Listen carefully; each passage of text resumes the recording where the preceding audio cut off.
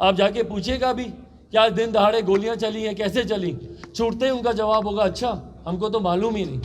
तो भैया जिस मुख्यमंत्री को अपने प्रदेश के बारे में कोई जानकारी नहीं, क्यों बैठे हैं वो फिर इस पद पर? और अगर आप सत्ता के लालच में ऐसे ही बैठे रहिएगा मुख्यमंत्री जी, 2020 में बिहार की जनता आपको तीसरे नंबर पर ले आई थी, अगले चुनाव में आपकी पार्टी खाता तक नहीं खोल पाएगी, ये दावा मैं करता हूं। नमस्कार, आप देख रहे हैं आरएडी न्यूज। मैं हूं योगेश चक्रवर्ती। एलजेपी आर के राष्ट्रीय अध्यक्ष चिराग पासवान आज एक बार फिर बिहार के मुख्यमंत्री नीतीश कुमार पर जमकर बरसे। उन्होंने बिहार से होम्योपैथ को खत्म कर देने का आरोप लगाया और कहा कि ये एक साजिश के तहत की गई है। उन्होंने कहा कि मुख्यमंत्री शराबबंदी की आड़ में होम्योपैथ जो दवा है उसका जो कारोबार है, उसके जो डॉक्टर हैं, उनके भविष्य के साथ खिलवाड़ कर रहे हैं। इतना ही नहीं, चिराग पासवान ने मुख्यमंत्री नीतीश कुमार पर सवाल खड़ा करते हुए कहा कि अगर उन्हें कुछ नहीं पता तो फिर वे मुख्यमंत्री क्यों हैं, तुरंत इस्तीफा दे दें।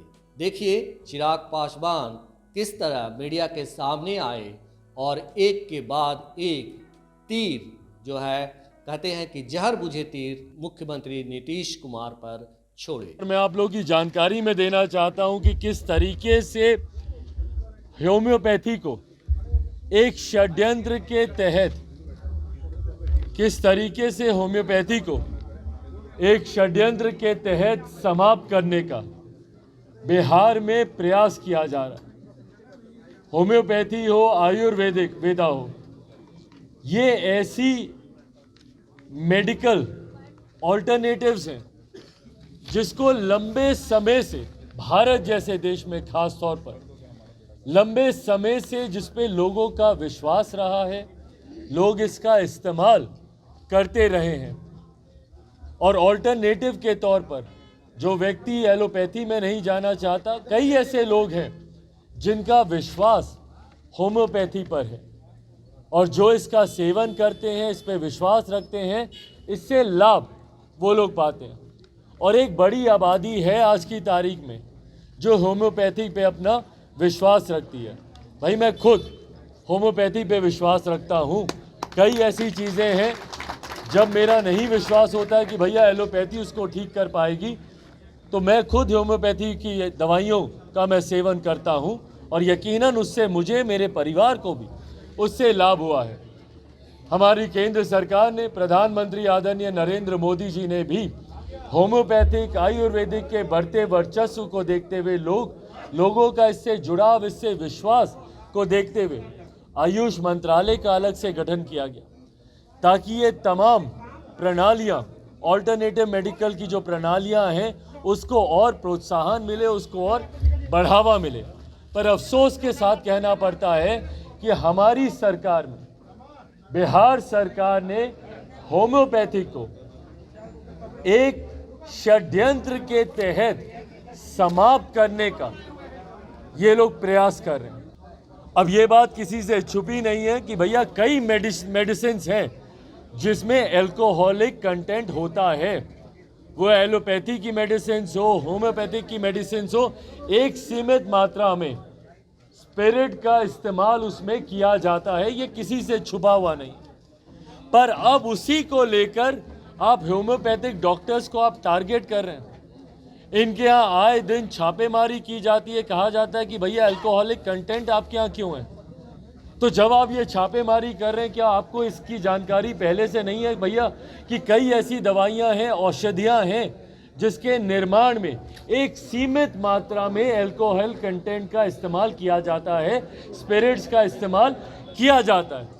ये किसी से छुपाने हुआ नहीं है और बाकायदा इसके लिए लाइसेंसेस प्रोवाइड किए जाते हैं, बाकायदा आपका रजिस्ट्रेशन होता है। तो लाइसेंसेस प्रोवाइड करने के बाद, उनका रजिस्ट्रेशन होने के बाद भैया क्या कारण है कि आप इनको प्रताड़ित कर रहे हैं?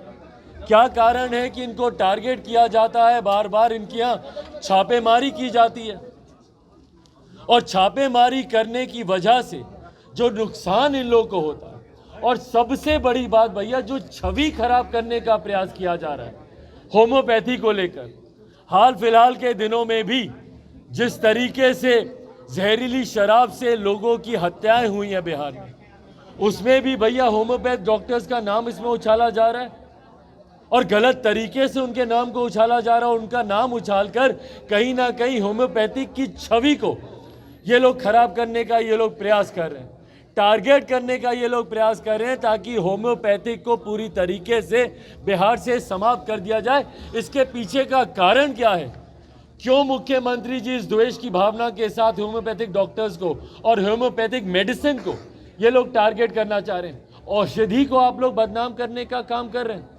मुझे कोई एक ग्रामीण आप लोग दिखा दें, बता दें, आप लोग भी गांव-गांव गए, हर एक जगह आप लोग गए, कोई एक ग्रामीण बता दें जो कहे कि नहीं भैया होम्योपैथिक की हम दवाई लिए थे या हमारा परिजन लिया था, उसकी वजह से उसके ये हालात हुए। हर कोई बोल रहा है कि भैया जहरीली शराब पिए। जहरीली शराब पर ये रोक नहीं लगा पा रहे, उसकी तस्करी पर मुख्यमंत्री नीतीश कुमार जी रोक नहीं लगा पा रहे, उसके निर्माण पर मुख्यमंत्री जी रोक नहीं लगा पा रहे। तो अपनी विफलताओं को छुपाने के लिए समाज के सम्मानजनक वर्ग, ऐसे डॉक्टर्स जो कि होम्योपैथ से आते हैं, उनको टारगेट करने का ये काम कर रहे हैं। और किस कानून की आड़ ये ले रहे हैं? एक ऐसा कानून जो कि दशकों पुराना है और जो कानून अभी तक लोकसभा या राज्यसभा के पटल पर भी नहीं आया। ये लोग जिक्र करते हैं ड्रग एंड कॉस्मेटिक एक्ट का, जो कि 1945 का ये एक्ट बना हुआ है। इसका एक आर्टिकल है 106B। 106B का ये लोग इस्तेमाल कर उस वक्त ये गैजेट नोटिफिकेशन के तौर पर 1994 में इस आर्टिकल को इस एक्ट में जोड़ा गया था। एक तरफ आप इनका रजिस्ट्रेशन कर रहे हैं, एक तरफ इनको लाइसेंसेस मिलते हैं और वहीं दूसरी तरफ आप इनके ऊपर इनको बदनाम करने के लिए शराब की तस्करी जैसा आरोप इनके ऊपर लगाते हैं। बुद्धिजीवी वर्ग से आने वाले ये लोग, जिन्होंने राष्ट्रीय अंतर्राष्ट्रीय स्तर पर देश को ख्याति प्राप्त कराने का जिन लोगों ने काम किया, उनको शराब की तस्करी के साथ जोड़ा जा रहा है। और उसके पीछे कारण सिर्फ इतना है क्योंकि आपकी विफलता है भैया, क्योंकि आप शराब के तस्करों को, जो कि सही तस्कर हैं, उनको आप पकड़ नहीं पा रहे। सीमावर्ती इलाकों से आप शराब के आयात को आप रोक नहीं पा रहे। अवैध शराब के निर्माण से जुड़े हुए लोगों की आप गिरफ्तारी नहीं कर पा रहे। तो ऐसे में आप होम्योपैथिक डॉक्टर्स को आप बदनाम करने का काम कर रहे हैं। ये सरासर गलत है। आने वाले दिनों में इसको केंद्र में भी उचित पटल पर उठाने का काम मैं करूंगा। जैसा मैंने कहा कि संसद में भी आने वाले दिनों में इसको उठाया जाएगा। आप सबके माध्यम से भी मैं चाहता हूं कि जिस तरीके से इसको बदनाम करने का षड्यंत्र रचा जा रहा है, उसको भी आप लोग उजागर करने का काम करें। भाई बिल्कुल शराबबंदी पे सवाल खड़े होते हैं और आप अपनी विफलता का ठीकरा दूसरों पर नहीं फोड़ सकते हैं। मुख्यमंत्री जी, ये आपकी नाकामी है कि आपका प्रशासन तंत्र, आप स्वयं अपने इस कानून को धरातल पर नहीं उतार पा रहे हैं। ये आपकी नाकामी। आज की तारीख में भैया मुझे बता दीजिए ना, बिहार में जो लाखों लोग शराबबंदी कानून के तहत जो आज की तारीख में जेल में हैं, उनमें से कितने तस्कर हैं बताइए मुझे, या कितने ऐसे गिरोह के लोग उसमें जेल में बंद हैं जो कि ऐसे गोरख धंधे को अंजाम देते हैं। आज भी आप जेलों में चले जाइए, विभिन्न जिलों में सिर्फ आम बिहारी जेलों में बंद हैं। समाज के गरीब वर्ग से आने वाले लोग जेलों में बंद हैं। बिहार में लॉ एंड ऑर्डर नाम की कोई चीज़ नहीं बची है और ये राजनीतिक बयानबाजी नहीं है, ये हकीकत है। क्या छपरा की घटना मामूली घटना है भाई? एक के बाद एक बिहार में अक्षम्य अपराध हो रहे हैं, जघन्य अपराध हो रहे हैं। मधुबनी की घटना, एक बच्चे से विवाद, उसके सामने उसके माता पिता को गोली मार दी गई। आरा में हम गए थे उस दिन, एक बुद्धिजीवी वर्ग से आने वाले वृद्ध दंपति की दिन दहाड़े गला रेत कर हत्या कर दी जाती है। कल हम छपरा में उस युवक से भी हम मिले जिसमें से एक युवक बचा, बाकी दो क्या उसमें निधन हो गया। उस युवक ने बताया कि भैया किस तरीके से हम लोगों को हथौड़े से पीटा गया है। बताइए क्या ये सभ्य समाज है? हथौड़े से आप लोगों की पिटाई कर रहे हैं। परिणाम स्वरूप 2 लोगों का उसमें निधन हो गया। जो एक बचा भी है वो भी कैसे डर के साए में जी रहे हैं। बताएं ना मेरे प्रदेश के मुख्यमंत्री नीतीश कुमार जी, आप समाधान यात्रा पर निकले, क्या समाधान है उनके पास बिहार में बढ़ते इस अपराध को लेकर? और भाई सवाल तो आपसे पूछे ही जाएंगे ना प्रदेश के मुख्यमंत्री होने के साथ साथ आप मेरे प्रदेश के गृह मंत्री भी हैं। ये सवाल आपसे बनता है कि कितनी और हत्याओं का इंतजार बिहार करेगा। आज सुबह की घटना चेन स्नैचिंग को लेकर 4 लोगों को गोली मार दी जाती है दिन दहाड़े पटना में। आप बताइए ऐसे में क्या बिहार में रहना आज की तारीख में किसी के लिए भी सुरक्षित है? इतना असुरक्षा का अभाव।